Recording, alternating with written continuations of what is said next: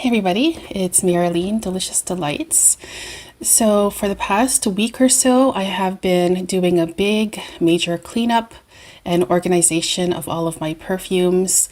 I do this about once a year.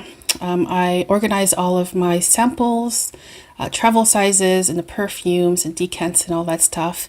And whenever I do this, I put a box aside because I just know for sure 100% that a lot of my samples will have either dried up, evaporated, or gone bad. And here I have a box.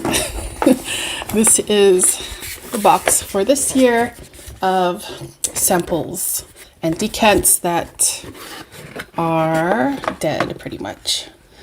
So there is quite a bit of stuff in there, you guys. I will mention that with samples, I do get them for free sometimes when I buy something at a store and they'll throw in a few free samples. Also, when I go to like a Douglas or an EC Paris in the Netherlands, which is kind of like the equivalent of Sephora, you can go in there and ask for a free sample to test. And that's really nice that they do that still. I'm kind of scared that one day they will take away that privilege. But a lot of these samples are also ones that I have purchased online at web shops, niche perfume web shops, also on Marketplace from people. And yeah, it's a lot of money that has literally just vanished into thin air. So with sampling is literally my most favorite part of this hobby. And although you can go to a store and stay there the whole entire day and sniff perfumes, there's also a downside to that where your nose will eventually get tired and your nose will just, everything kind of just smells the same, or you stop smelling things altogether. And also there's the SA, or a few SAs that are working, who are very eager to help and very eager to sell something. And of course, that's their job. But sometimes I like to be left alone. Actually, every single time I go into a store, I like to be left alone so that I can test perfumes.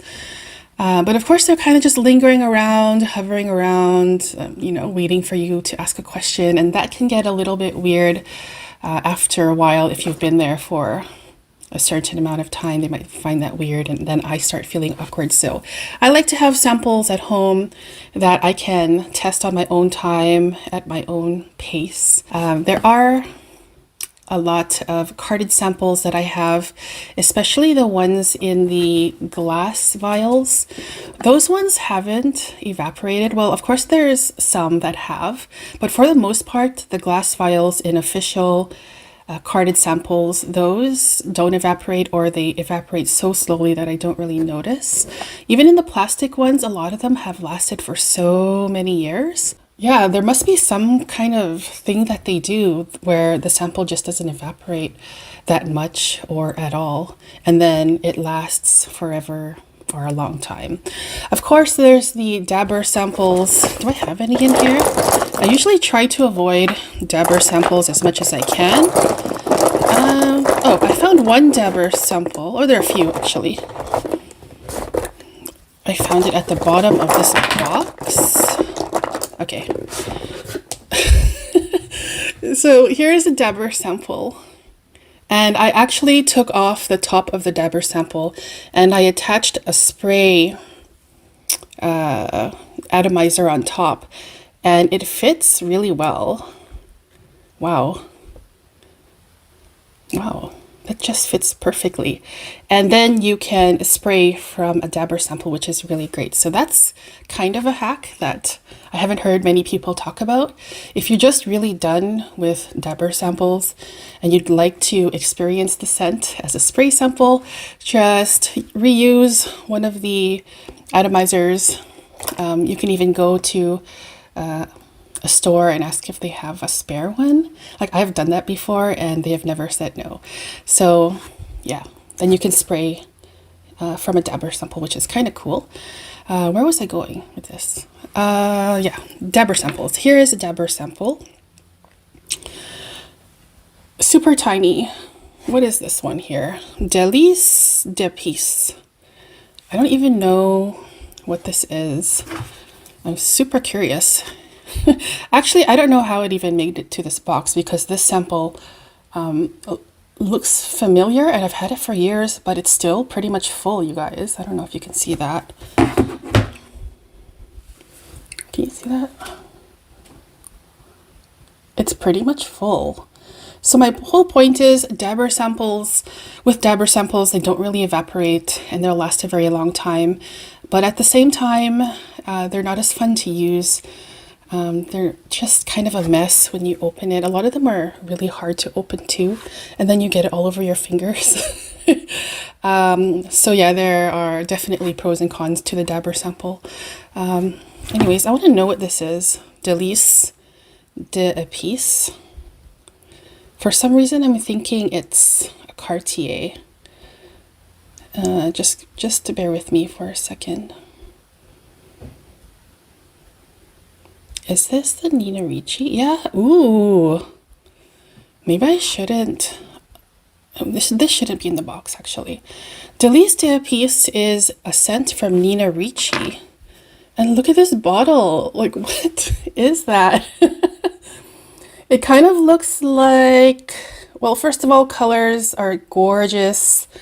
It looks like a Dairy Queen ice cream, like an orange ice cream swirl in a cone, and then you put like a crown on top. It also looks maybe, I don't know, I'm thinking of like a torch for some reason.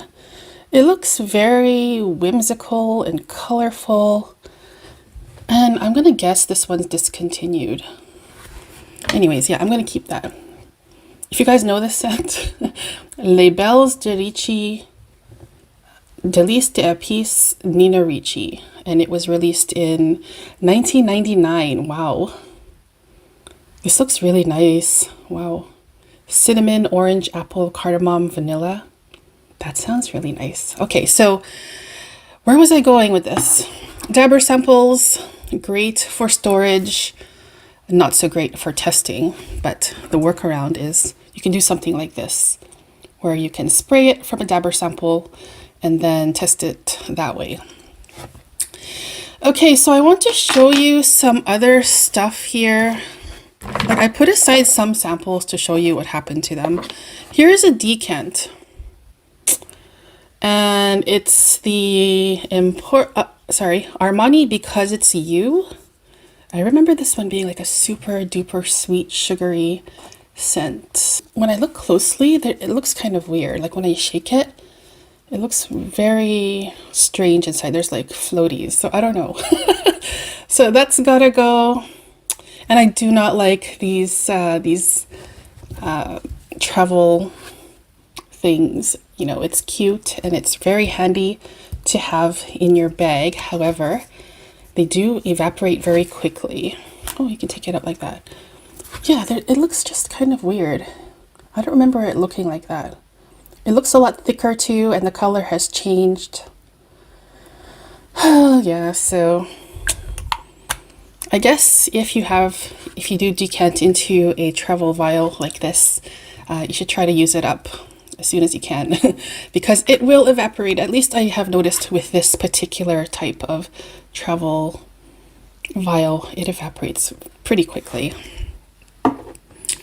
Then we have, okay, so I bought this a long time ago and it's Parfums de Marly Saffinade. And we have a sample that has not only evaporated, but has leaked onto the sample card. You can still smell it though. Is it like fruity, spicy? But then again, this has been in this box, so I guess some of the scents in this box have also gone into the paper here. Here's another decant that has sadly evaporated and also turned into very dark color. This is a beautiful scent. I think it's discontinued. Why did it get all dark? Hi. I think it's discontinued. It's Parfumerie Générale Un Crème Exotique. This is like a soup. I don't even want to open this. But I remember it being a very cinnamon spice, very, very strong vanilla scent where the spice is like amped up a lot. So if you like cinnamon scents, you might want to give this one a try if you could still find it. Oh, okay. So here is KLE Vanilla 28 in a glass vial. And you can see the color there has gotten very, very dark. And for some reason, some of the perfume got stuck into, I don't know if it's stuck, but kind of risen into the atomizer. I don't know how to call it, you guys, what to call it. That little tube. It looks like it's gotten into the top here too as well. So yeah, that one probably smells funky by now, but this is a nice vanilla scent. I do like it. Same thing with this Jean Paul Gaultier Scandal EDP. It has evaporated. It has gotten a lot thicker and darker, and then some of the juice has gone up here into the tube and also into the atomizer there, and kind of just stays there. Why is it stuck up there? I don't know why it does that. Here is a sample. This is MFK 754. And I think I got this one actually at the flagship store in Paris. They gave me this plastic sample. I think that's where I got it. But anyways, a lot of the perfume has just, I don't know if that's showing, but you can see that it's just stuck in this part here where I don't even know, but this part, it gets stuck in there too. So have I even smelled this one? I don't remember smelling it, but it's still pretty strong here in the atomizer here.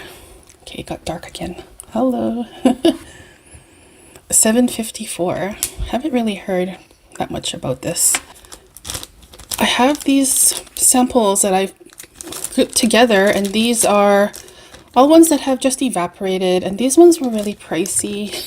We have Xerjoff Neo, which I think was a really strong citrus scent, if I remember correctly.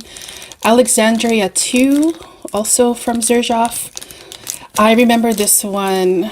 I don't think I've reviewed it or talked about it, but I remember when I was testing Alexandria 2, I remember it being like so strong, like one of the most strong scents I've ever tried or tested in my entire life. I think there's like a lavender scent in here. Yeah, it was just so beast mode.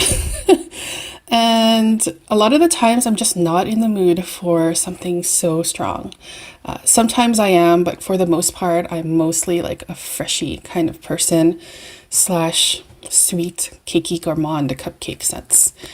Then we have Richwood. Richwood from Xerjoff. One of the most beautiful sandalwood perfumes I've ever smelled. Also super pricey. But it is just fantastic, that Richwood. I love it. Naxos, also from Xerjoff. I love that one too. It does remind me a lot of one of my favorite Mugler scents, which is sadly discontinued now. And that one is Pure Havane or Havane. I gave my bottle to my dad because he really liked it. Why did they get rid of that? That was so good. It was like a cinnamon, vanilla, tobacco scent. And it was just so deep and rich and just so sexy. I loved it. And I think that it's unisex for sure. Anyways, Naxos is similar to the Pure Havane for sure. Another tobacco scent and also very strong. And I would actually consider getting the Naxos if I was ever in the mood again to wear something kind of like Pure Havane. Oh, and then the last one here that is at the very end here is also Naxos. So I had 2 samples of Naxos that have evaporated for the most part. I mean, there's a little bit left there, but it's pretty much yeah, maybe I could spray it on a test strip. But anyways, yeah, just a lot of samples that have gone bad, unfortunately, and I'll have to just toss them, you know. Also, last year I remember I had even more than this. It was in this big like plastic bowl. I put one aside here that's sadly also evaporated. This is like one that's been on my wish list for like over a year now, or about a year. Gourmand Coquin. This is the actual Gourmand Coquin, not the Fève Gourmand, which replaced it. And that has also evaporated, so it's kind of my fault. I should have used it up before it evaporated, but wow, that is so delicious. So delicious. Top 3 of the entire house of Guerlain, in my opinion.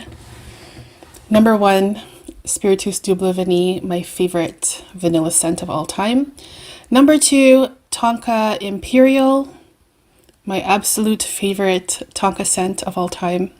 And number 3, Gourmand Coquin / Fève Gourmand, which is a soft and delicate and kind of dainty feeling. At least that's how I feel when I wear it. Chocolate scent. Slightly powdery, sweet, but not overwhelming. Chocolatey and not in a very sophisticated way. And I just love the scent, even though when I first tried Gourmand Coquin, I wasn't like blown away by it. But after a while, after more testing, and I actually have a decant that I'm using of it now, I have just fallen head over heels over this scent here. Not crazy about the price though. The price is, if I remember right, 100 mils for 325 euros. And they also have a 200 mil one, which is a lot more. I can't remember, but there might be something that I will treat myself with for Christmas or birthday or something like that. Or maybe I can hint it to my husband, I don't know. But yeah, Gourmand Coquin is so beautiful. And the last thing here I have is this glass decant. In this one was Neroli Portofino from Tom Ford. One of my favorite, actually it is my favorite Neroli scents, and one of my favorite scents on my husband, and we share the bottle and we are running low on that bottle. Luckily there are some cheaper alternatives to it, but I do just love the original Neroli Portofino. Anyways, so yeah, there's a little bit left in there and it just doesn't smell the same as it used to. So maybe some has evaporated from here, even though this is a glass decant. I'm not sure, but it smells kind of weird now. So, but I've had this for a while. So yeah, that was my video about my perfume sample. I don't know what to call this. Samples that have gone bad.